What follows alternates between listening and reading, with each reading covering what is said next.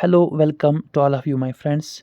Today, I record this lecture for JKSP perspective, especially for your JK Constable exam. तो आज हम ASEAN के बारे में पढ़ेंगे। आसियान के बारे में हम आज पढ़ेंगे। आसियान जो बहुत ही इम्पॉर्टेंट है। पहले वाले लेक्चर्स में मैंने सार्क डिस्कस किया था। UN इसके प्रिंसिपल ऑर्गेनस डिस्कस किया था ये पिछले वाले लेक्चर में। तो आज हम इसी पे बात करेंगे आसियान। आसियान को जो एक्रोनिम है ASEAN, ASEAN association of south east Asian Nations, यानी कि south east Asia, SEA, south east Asia. South east Asia में क्या है? साउथ ईस्ट एशिया में एक ग्रुप बना था 1967 में। मैं यहाँ पे एग्जांपल के तौर पर दिस इज़, आप ये मानो this is Asia, this is Asia and this is north, this is south, this is east and this is west. तो इसी एशिया में आप यहाँ पे ले लो, ये साउथ है, ये ईस्ट है। इस साउथ ईस्ट में, इस वाले हिस्से में, इस साउथ ईस्ट में 10 कंट्रीज़ मिल गए। 90 पहले 5 मिल गए, फिर और 5 मिल गए। 1967 बैंकॉक डिक्लेरेशन के थ्रू 5 कंट्रीज़ मिल गए। बाद में फिर 5 कंट्रीज़ जुड़ गए, तो 10 कंट्रीज़ों का एक ग्रुप बना और इसी ग्रुप का नाम पड़ा आसियान। तो आसियान क्या है? Association of south east Asian Nations का एक संगठन है जो 10 कंट्रीज़ों से बना हुआ है। 1976 में बैंकॉक डिक्लेरेशन के थ्रू बना और इसमें 10 कंट्रीज़ आते हैं और इसी का नाम पड़ा है आसियान। इंटरनेशनल लेवल पे ये नंबर 4 पर दुनिया में, यूरोपियन यूनियन के बाद या मैं बताऊं जापान के बाद, चाइना के बाद, USA के बाद इंटरनेशनल लेवल पर ये एक अल्टरनेटिव सेंटर ऑफ पावर है। तो इसमें ये कंट्रीज़ आती है: Laos, Myanmar, Vietnam, Philippines, Thailand, Cambodia, Malaysia, Singapore, Indonesia, Bruny. तो ये कहाँ पे लाई करती है? ये यहाँ पे लाई करती है। ये कंट्रीज़ यहाँ पे लाई करती है। देखो, this is Asia, this is Asia, this is north, this is south, this is west and this is east. ये वाले जो है ना, ये south part, this is south east तकरीबन island countries. South east Asia में जो ये कंट्रीज़ है, 10 कंट्रीज़ों का एक ग्रुप है और इसी ग्रुप का नाम पड़ा है ASEAN, आसियान। समझ गए आप लोग? हाँ, आप लोग समझ गए, अच्छे से समझ गए। तो यहाँ पर हम इसको अब डिटेल के साथ पढ़ेंगे। सबसे पहले ये जो आसियान है, दिस इज़ आसियान। एक्रोनिम में short form ASEAN, ASEAN association of south east Asian Nations का है। कितने कंट्रीज़ है? 10 कंट्रीज़ है। अच्छा, ये नाम प्रपोज किया, दिस नेम इज़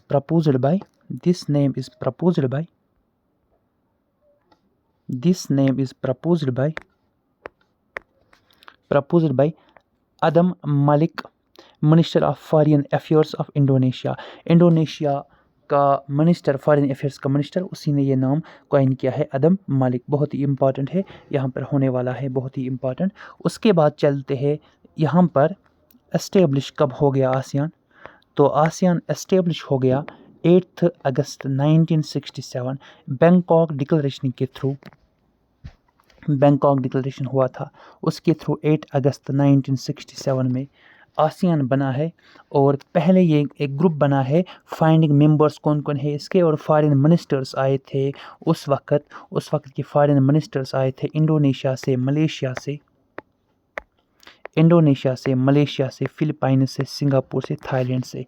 तो ये 5 कंट्रीज़ बैंकॉक डिक्लेरेशन 1967 के थ्रू मिल गए और एक ग्रुप बनाया गया। अभी आसियान नहीं बना, ये आसियान बनाने की एक स्टार्टिंग थी। तो बाद में इनके साथ और 5 कंट्रीज़ आ गए। Later on 5 countries more joined with this group. Brunei 1984 में जुड़ा, वियतनाम 1995 में जुड़ा, लाओस 1997 में जुड़ा, एंड बर्मा यानी कि आज हम इसे कहते हैं म्यांमार, 1997 में जुड़ा। तो इस तरह से 10 कंट्रीज़ का एक ग्रुप बनता है जिसको हम शॉर्ट फॉर्म में कहते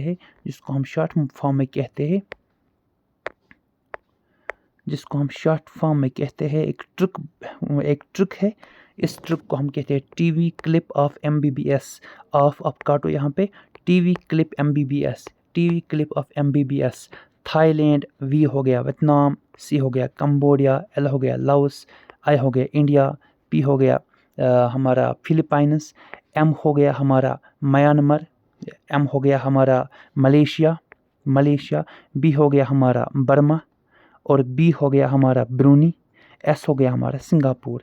तो ये एक 10 कंट्रीज़ों का एक शॉर्टकट ट्रिक है, तो आप इसको समझ सकते हो, ऐसे समझ सकते हो। Indonesia, Malaysia, Philippine, Singapore, Thailand, Bruny, Vietnam, Laos, Burma, Myanmar, Cambodia, TV clip of MBBS। This is shortcut form, ये जो ट्रिक है TV clip of MBBS, in countries को याद रखने का तरीका। उसके बाद अच्छा आसियान, आसियान कब बना? 8 अगस्त 1967 बैंकॉक डिक्लेरेशन के थ्रू, लेकिन बाद में 2005 में आसियान चार्टर साइनड 12 दिसंबर 12 2005, यानी कि दिसंबर 12 2005 आसियान का चार्टर बना। चार्टर मीन्स आसियान का कॉन्स्टिट्यूशन तैयार हुआ 2005 में, दिसंबर 12 2005 में, और फिर इस कॉन्स्टिट्यूशन को एनफोर्स किया गया, लागू किया गया 15 दिसंबर 2008 में। कहाँ पे? Kuala Lumpur, Indonesia. ये भी बहुत ही इम्पॉर्टेंट है, आसियान कब बना और इसका चार्टर कब रेडी हुआ और कब अप्लाई किया गया, बहुत ही इम्पॉर्टेंट। रेडी कब हुआ? 12 दिसंबर 2005, और एनफोर्स फिर अप्लाई कब किया गया? 15 दिसंबर 2008 में। कहाँ पे? Kuala Lumpur, Indonesia. अच्छा, आज हम now total members are 10 states, जिसको हम कहते हैं TV clip of MBBS। TV clip of MBBS 10 कंट्रीज़ों का एक संगठन है और 2 ऑब्जर्वर स्टेट्स है from East Timor and Papua New Guinea. तो दोस्तों आप ऐसे समझ सकते हो 10 कंट्रीज़ों का एक ग्रुप है आसियान, ASEAN आसियान, और 2 ऑब्जर्वर कंट्रीज़ या 2 ऑब्जर्वर स्टेट्स। कौन कौन सी? East Timor and Papua New Guinea, 2 observer countries means जब आसियान की मीटिंग होती है उस वक्त इन कंट्रीज़ को इनवाइट किया जाता है, और ओपनिंग एंड क्लोजिंग के लिए इन कंट्रीज़ को बोला जाता है। आसियान की ओपनिंग एंड आसियान की क्लोजिंग इन कंट्रीज़ को इनवाइट किया जाता है, और ओपनिंग एंड क्लोजिंग किया जाता है इन कंट्रीज़ों के थ्रू। समझ गए आप लोग? तो हमने पढ़ा था आसियान का नाम प्रपोज किया है अदम मलिक ने। हमने पढ़ा था इसका ये शॉर्टकट फुल फॉर्म है। अच्छा, हमने पढ़ा था association of south east Asian Nations, और हमने पढ़ा था ये इसका कॉइन किसने किया, इसकी टर्म अदम मलिक ने। और हमने पढ़ा था 8 अगस्त 1967 बैंकॉक डिक्लेरेशन के थ्रू दोस्तों ये बना। और हमने पढ़ा आसियान चार्टर के बारे में। आसियान चार्टर कब बना? आसियान चार्टर 12 दिसंबर 2005 में, और एनफोर्स कब हुआ था? 15 दिसंबर 2008 कुआलालंपुर, इंडोनेशिया में। इसकी कितने कंट्रीज़ है? इसके 10 स्टेट्स है। ऑब्जर्वर कंट्रीज़ कितने हैं? 2 ऑब्जर्वर स्टेट्स। कौन कौन सी? Timor and Papua New Guinea. Let's proceed, move on. अच्छा दोस्तों, अब हम ये जो आसियान है, आसियान का जो झंडा है इसके बारे में जानेंगे। क्वेश्चन आ सकता है, ये जो आसियान का जो झंडा है ये इस टाइप का है,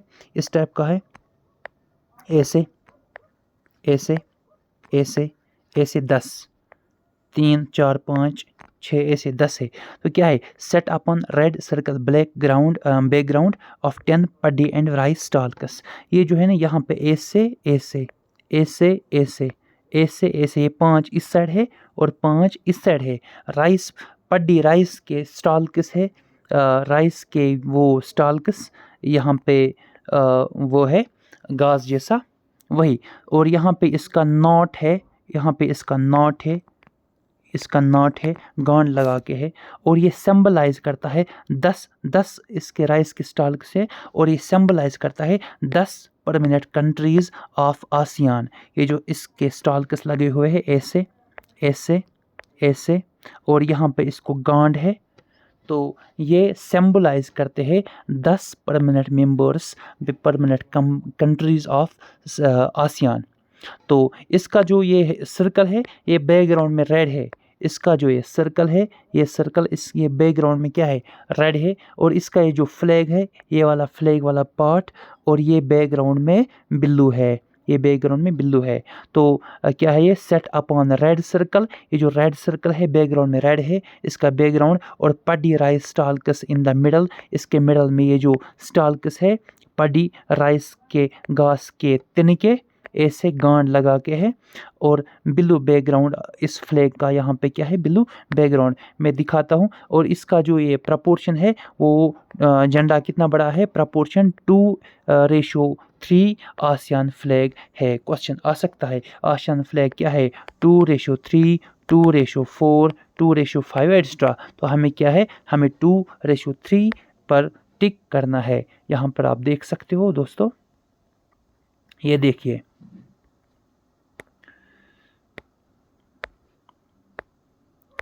ये देखिए, ये जो ये बैकग्राउंड, ये जो सर्कल बैकग्राउंड में है, बैकग्राउंड में ये सर्कल रेड है, और इसके जो घास के तिनके हैं स्टाल्क्स ऑफ पडी राइस, यहाँ पर इसको नॉट है, गांड लगा के है, और ये सिंबलाइज करते हैं 10 कंट्रीज ऑफ आसियान। और ये जो फ्लैग है, ये इस फ्लैग का जो बैकग्राउंड है वो ब्लू है, ब्लू है, और 2:3 का इसका जो है प्रपोर्शन हिस्सा है। Okay, let's move on.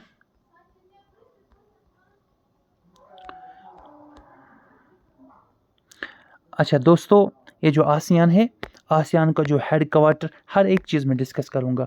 ASEAN का जो हेड क्वार्टर है वो है जकार्ता इंडोनेशिया में। आसियान का जो वर्किंग लैंग्वेज है वो है इंग्लिश। आसियान का जो वर्किंग लैंग्वेज है वो है इंग्लिश। आसियान का जो सेक्रेटरी जनरल है आज का 2024 का वो है कू किम हुरड। चेयरमैन ऑफ आसियान कौन सी कंट्री है, लाओस है। आसियान का जो जीडीपी है या परचेजिंग पावर पैरिटी पीपीपी 2024 का वो 12.00 ट्रिलियन डॉलर है, यानी कि ये दुनिया की fourth largest alternative centre of power है, दुनिया की fourth largest alternative centre of power after USA, after European Union, after China, USA, China, European union, और लास्ट हमारा 4th नंबर पर है ASEAN आसियान। पहले नंबर पर USA, दूसरे नंबर पर चाइना, तीसरे नंबर पर यूरोपियन यूनियन, और हमारे 4वें नंबर पर दुनिया में जो कैपेबिलिटी रखती है वो है आसियान,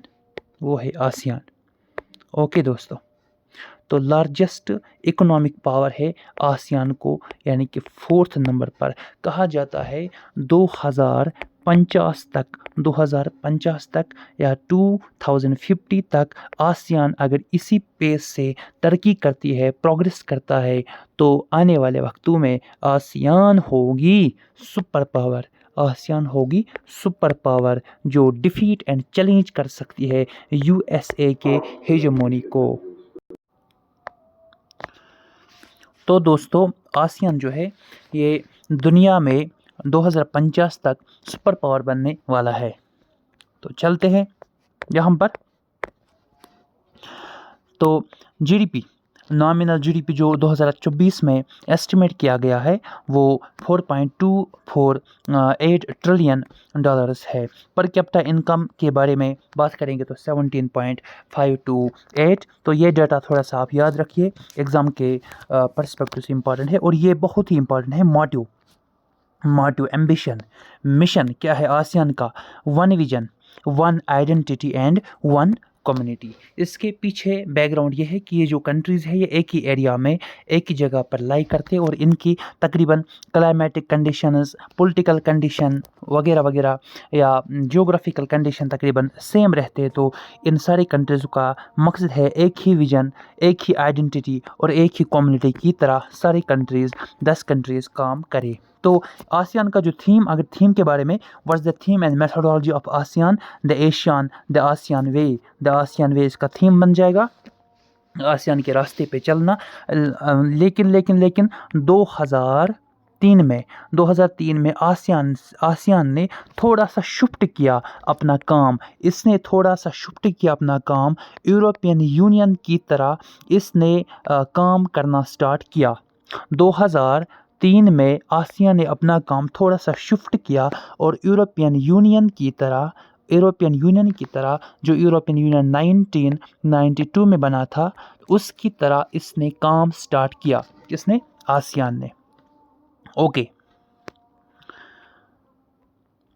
तो अगर हम आसियान के बारे में, आसियान के चेयरमैनशिप्स, आसियान के आसियान समिट्स के बारे में बात करेंगे तो बहुत ही इम्पॉर्टेंट होने वाला है यहाँ पे कुछ समिट्स जो फर्स्ट, लास्ट एंड ये 2024-25 वाला है।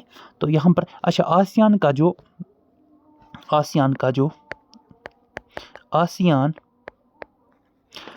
का जो समिट होता है ये रोटेट होता है अल्फ़ाबेटिकली।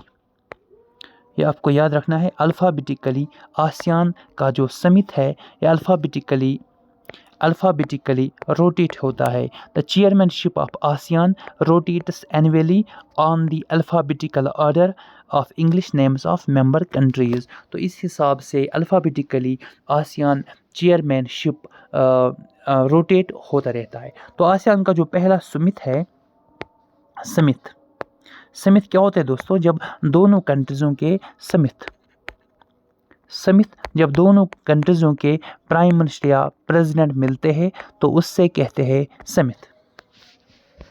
तो आसियान को जो पहला समिट 23 एंड 24 फरवरी 1996 में हुआ था। समिट बन कब गया? 1967 में। फर्स्ट समिट कब होगी? 1996 में, याद रखना है। तो अच्छा, होस्ट कंट्री इंडोनेशिया में हुआ, बाली में। उस वक्त प्रेसिडेंट था शहारटो वहाँ पे प्रेसिडेंट था। फर्स्ट मीटिंग में, फर्स्ट समिट में, आसियान की जो फर्स्ट समिट हुई थी। तो उसके बाद लास्ट वाली है कब हुई थी? 45th समिट 6 to 11 अक्टूबर 2024 में हुआ था। ये कहाँ पे हुआ था? लाओस में, वेटानी में हुआ था। तो प्राइम मिनिस्टर कौन रहा था? सोनेकजे सिपहांडोन, ये रहा था।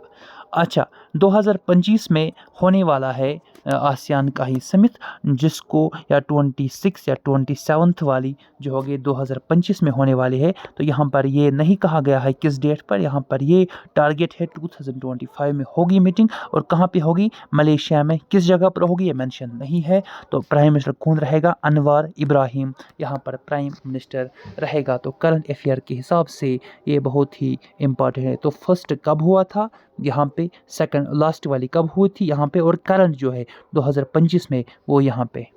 ओके, चलते हैं आगे।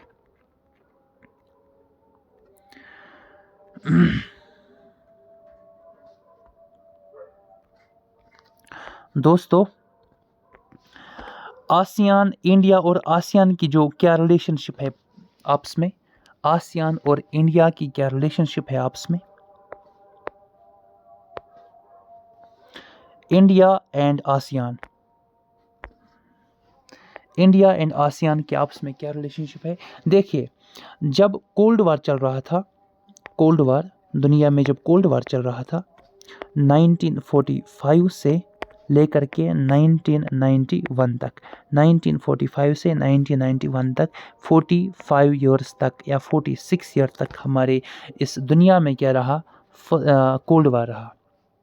उस वक्त कोल्ड वार चल रहा था बिटवीन USA वर्सेस USSR।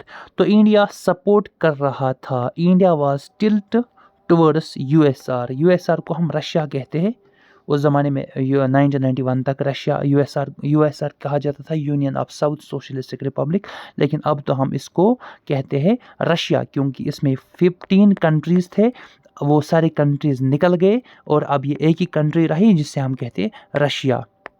तो इंडिया टिल्ट था किसकी तरफ? रशिया की तरफ। बाद में जब कोल्ड वॉर ख़त्म हो गया तो रशिया जो है, यूएसआर जो है, ये कोलैप्स हो गया, बिखर गया। यूएसआर बिखर गया और इंडिया ने शिफ्ट किया टुवर्ड्स ईस्ट यानी कि आसियान की तरफ। इंडिया ने शिफ्ट किया टुवर्ड्स ईस्ट यानी आसियान की तरफ।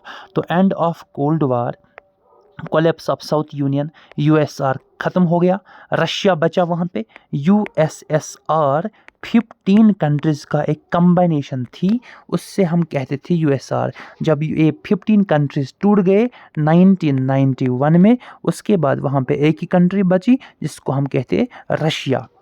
तो उससे पहले रशिया क्या था? यूएसएसआर। समझ लेना मेरी बात, उससे पहले रशिया क्या था? USSR, union of south socialistic Republic. तो इसके साथ 15 कंट्रीज़ जुड़ गए थे, जिसमें Estonia, Lithuania, Georgia, Uzbekistan, Ukraine, Kazakhstan, ये सारे कंट्रीज आते थे। बाद में वो कंट्रीज सारे निकल गए। आप लोगों ने पढ़ा होगा रूल ऑफ गर्बच्चू,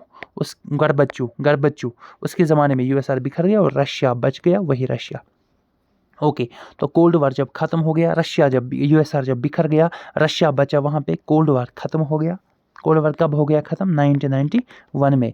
तो कोलैप्स ऑफ साउथ यूनियन यानी कि यूएसआर टूट गया, रशिया ही बचा वहाँ पे। तो इंडिया ने शिफ्ट किया टुवर्ड्स ईस्ट। इंडिया कहाँ की तरफ था? तो फिर इंडिया ने क्या किया? शिफ्ट किया टुवर्ड्स ईस्ट यानी कि आसियान, साउथ ईस्ट की तरफ इंडिया ने शिफ्ट किया। समझना मेरी बात। ये आप ले लो, दिस इज़ वर्ल्ड। यहाँ पे आप ले लो रशिया, यूएसआर। यहाँ ये ले लो आप, ये वाला एशिया पार्ट है, और यहाँ पे ले लो ये आसियान है। तो इंडिया ने फिर 1991 के बाद रशिया की तरफ नहीं, शिफ्ट किया टुवर्ड्स ईस्ट की तरफ, साउथ ईस्ट की तरफ, यानी कि इन कंट्रीज़ों की तरफ इंडिया ने क्या किया? शिफ्ट किया। ओके, शिफ्ट किया। ओके, तो India began returning to Asia, driven to trade and investment, adopted look east policy। East यही है, ईस्ट पॉलिसी यही है, ईस्ट यही है, कौन? आसियान। तो इंडिया ने क्या किया? इंडिया ने ट्रेड करना स्टार्ट किया, इन्वेस्टमेंट करना स्टार्ट किया, कहाँ, किसकी तरफ? ईस्ट की तरफ, यानी कि आसियान की तरफ, ASEAN, आसियान की तरफ इंडिया ने शिफ्ट किया। ओके, तो इकोनॉमिक डायमेंशन, इसके पीछे रीज़न ये था, इकोनॉमिक डायमेंशन, स्ट्रैटेजिक डायमेंशन और इंस्टीट्यूशनल डायमेंशन। इन मामलों में इंडिया को तरक्की करनी थी और इसने कोल्ड वार ख़त्म होने के बाद ईस्ट पॉलिसी अपनाई, लुक ईस्ट पॉलिसी। नाम दिया है नरसिम्हा रॉय की, उस वक्त गवर्नमेंट थी, तो नरसिम्हा रॉय ने इस पॉलिसी का नाम दिया था लुक ईस्ट पॉलिसी, यानी कि आसियान की तरफ मूव किया गया। तो इकोनॉमिक डायमेंशन मकसद था, स्ट्रैटेजिक डायमेंशन मकसद था और इंस्टीट्यूशनल डायमेंशन मकसद था। थोड़ा सा हम यहाँ पे जानेंगे इकोनॉमिक डायमेंशन क्या था। इंडिया ने अच्छा 1996 और 1995 और 1996 India became dialogue partner of ASEAN. तो इंडिया बन गया डायलॉग पार्टनर, बहुत ही इम्पॉर्टेंट है। 1996 में इंडिया आसियान के साथ इसने क्या किया? ज्वाइन किया खुद को और डायलॉग पार्टनर बना, किसका? आसियान का। इन 2002 summit between India and ASEAN held. 2002 में 2002 अटल बिहारी वाजपेयी की गवर्नमेंट, उस वक्त इंडिया और आसियान के दरमियान एक मीटिंग हुई थी 2002 में से 2002। तो इससे पता चलता है इंडिया और आसियान के दरमियान आजकल अच्छी कॉर्डियल रिलेशनशिप है। तो इंडिया बेनिफिट उठा रहा है आसियान में और आसियान वाली बेनिफिट उठा रहा है इंडिया में। तो 2005 में India became member of ASEAN. तो 2005 में इंडिया मेंबर बन गया, किसका? आसियान का। ओके, चलते आगे। Strategic dimension, strategic dimension, India का जो स्ट्रेटिक डायमेंशन, हम इंडिया और आसियान के पर्सपेक्टिव से इस वक्त पढ़ रहे हैं। तो इंडिया चाहता है कि रिलेशनशिप अच्छी हो जाए साउथ पैसिफिक एरिया में, यानी कि आसियान। आसियान कहाँ पे है? साउथ पैसिफिक एरिया में आसियान लाई करता है। तो इंडिया चाहता है साउथ पैसिफिक ओशियन या साउथ पैसिफिक रीजन में आसियान के कंट्रीज़ों के साथ अच्छी तरीके से ट्रेड किया जाए, इन्वेस्टमेंट किया जाए, कॉपरेशन रखा जाए और स्टॉप किया जाए चाइना का इंटरवेंशन को स्टॉप किया जाए, चाइनीज़ इंटरवेंशन को स्टॉप किया जाए। चाइना इंटरवेंशन, जैसे आप लोगों ने सुना होगा चाइना ने क्या किया था? चाइना ने किया था OBOR, यानी कि one belt one road initiative जो चाइना ने लिया था, उसमें दुनिया के तकरीबन 150 कंट्रीज़ के अंदर चाइना ने रोड बनाना स्टार्ट किया था 2013 में, जिसको हम कहते हैं न्यू सिल्क रूट भी कहते हैं। चाइना ने 150 कंट्रीज़ों में तकरीबन इन्वेस्ट करना स्टार्ट किया और इंडिया चाहता है चाइना की बिज़नेस, चाइना का जो ये टाइज़ ये ना हो पाए, चाइना बिज़नेस न करे। यहाँ एशिया में डोमिनेशन कौन करे, एशिया में कंट्रोल कौन करे ट्रेड पर, इन्वेस्टमेंट पर? इंडिया। तो इस मकसद से भी इंडिया ने आसियान को ज्वाइन किया और चाइना को स्टॉप करने के लिए, इंटरवेंशन करने के लिए चाइना को स्टॉप किया। और इंडिया की फॉरेन पॉलिसी इस हिसाब से चलती है। तो लुक ईस्ट पॉलिसी को नरेंद्र नाथ मोदी ने लुक ईस्ट पॉलिसी को एक्ट ईस्ट पॉलिसी कहा गया। 2014 में नरेंद्र नाथ मोदी ने क्या किया? उसने 2014 में इसी को नाम दिया एक्ट ईस्ट पॉलिसी बहुत ही इम्पॉर्टेंट है एक्ट ईस्ट पॉलिसी। दोस्तों, इंस्टीट्यूशनल डायमेंशन अगर हम हिंदुस्तान इंडिया का देखते हैं, तो जैसे इंडिया चाहता है साउथ ईस्ट एशिया में इंडिया का डोमिनेंस ही रहे, इंडिया इन सारी आसियान की कंट्रीज़ों के साथ अच्छी तरीके से ट्रेड करे वगैरह वगैरह। तो बैमस्टिक, आप लोगों ने सुना होगा BIMSTEC means BIMSTEC, BIMSTEC bay of Bengal initiative for multi sectoral technical economic cooperation, जिसकी जीडीपी 5.2 ट्रिलियन डॉलर्स आजकल माना जाता है। तो हिंदुस्तान, इंडिया इन सारे बैमस्टिक, या मैं कहूँगा क्वाड, जिसमें ऑस्ट्रेलिया, इंडिया, जापान, USA, इनके साथ हिंदुस्तान ज्वाइन कर रहा है। इनके साथ हिंदुस्तान फॉरेन रिलेशनशिप अच्छा रखता है ताकि उसको काउंटर करना है चाइना को। और आसियान के पर्सपेक्टिव से देखा जाए, इंडिया हेल्प्ड म्यांमार, वही म्यांमार जो आसियान में शामिल है। 160 किलोमीटर इसने हाईवे बनाया इंडिया ने।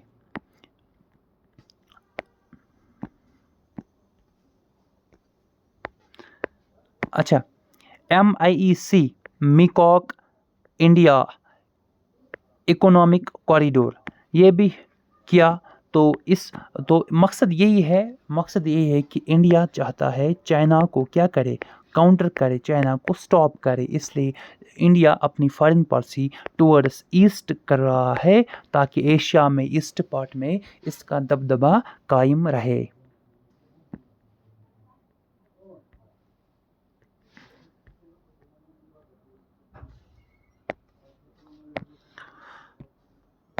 दोस्तों, Asian India free trade area AIFTA signed Bali Indonesia में।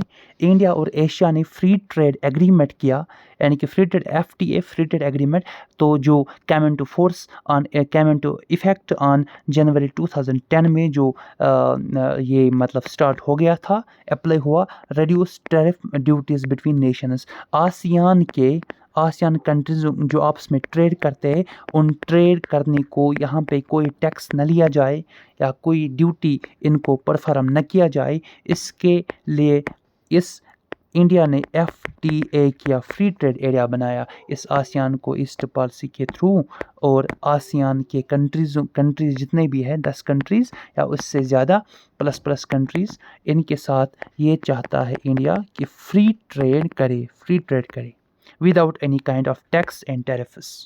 Okay, let's proceed. Let's move on. Look East Policy into act east policy bye Modi 2014 में बनाया गया. इंपॉर्टेंट है. 2018 में 25 ईयर्स पार्टनरशिप का जो इनविटेशन आसियान कंट्रीज़ों को दिया गया है, रिपब्लिक डे. हिंदुस्तान में रिपब्लिक डे बना 2018 में, और 25 ईयर्स की जो फ्रेंडशिप थी, पार्टनरशिप थी आसियान और इंडिया के दरमियान, और आसियान के सारे चीफ गेस्ट्स यहाँ पे बुलाए गए और यहाँ पे उनको इनविटेशन दिया गया आसियान के कंट्रीज़ों को. समझ गए आप लोग? चलते हैं आगे.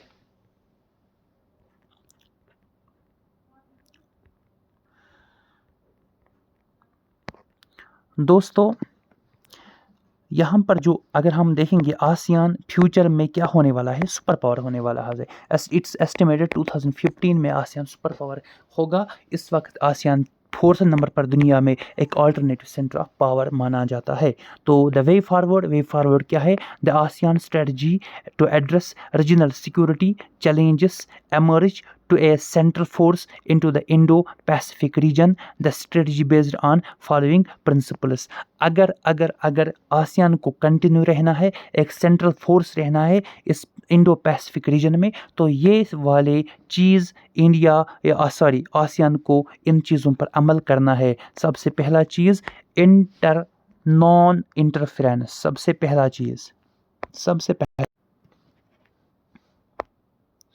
सबसे पहली बात,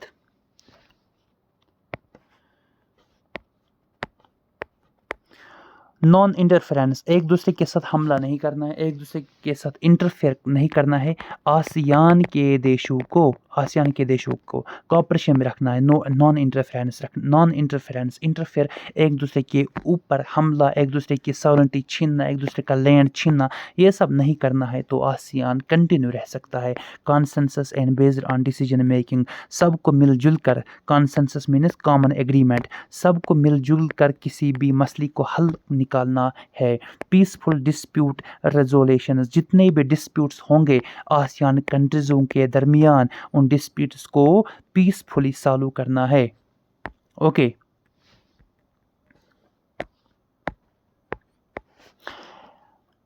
एंगेजमेंट विद मेजर पावर्स.